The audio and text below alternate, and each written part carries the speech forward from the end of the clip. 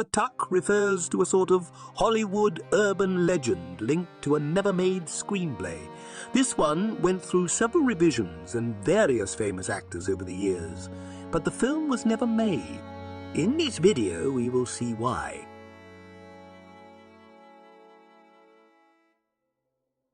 Atuk, which in the Inuit language means grandfather, is precisely the screenplay of a film never made, which is based on the novel The Incomparable Atuk by Mordecai Richler, who was a Canadian writer and screenwriter. The story tells of an elderly Eskimo, Atuk precisely, who abandons his land and moves to Toronto.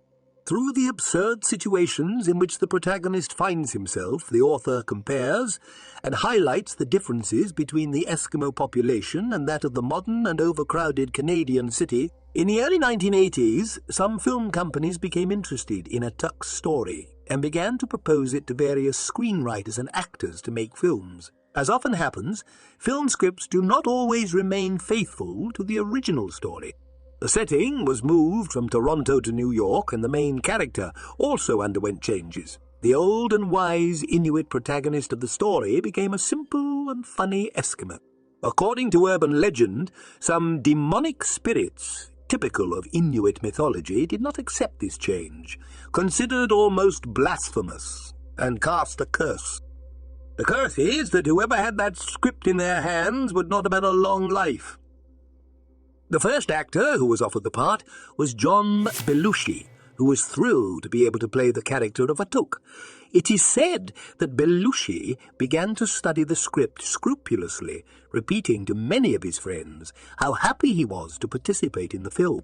Shortly afterwards, on March 5, 1982, the actor died of an overdose in a Hollywood Grand Hotel. Belushi was 33 years old. The part was then entrusted to Sam Kinison, an American comedian. The first scenes were shot, and it was thought that Atuk would finally be made. Unfortunately, on April 10, 1992, Kinison was the victim of a car accident together with his wife. A drunk 17-year-old driving a van hit the car driven by Sam head-on. The only survivors were the investor and his wife. It is said because they had not come into contact with the cursed script. 2 years later, the part of Atuk was entrusted to John Candy, a famous Canadian actor, who had already worked with Belushi during the filming of The Blues Brothers. This time, too, Atuk's story failed to materialize. On March 4, 1994, Candy died of a heart attack in Mexico, where he was shooting a film. He was only 43 years old. He then fell to Michael O'Donoghue, known for the show Saturday Night Live. O'Donoghue was given some of the blame for condemning both Belushi and Kinison, as he was the one who submitted Atuk's script to the two actors. However, even O'Donoghue himself had no escape from the curse. On November 8, 1994, at the age of 54, he died due to a cerebral hemorrhage. The baton passed to Chris Farley, who, shortly after starting work on the screenplay, died of cardiac arrest following an overdose.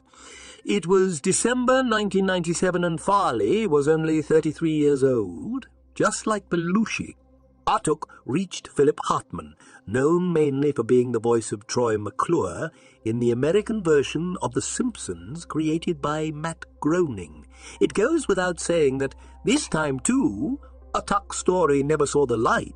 On May 28, 1998, Philip was killed with 2 gunshots by his wife, who was under the influence of drugs at the time.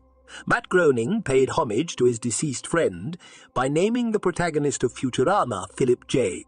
Fry. Finally, in 1999, the screenplay passed into the hands of Todd Carroll, who, however, never found a financier willing to make the film.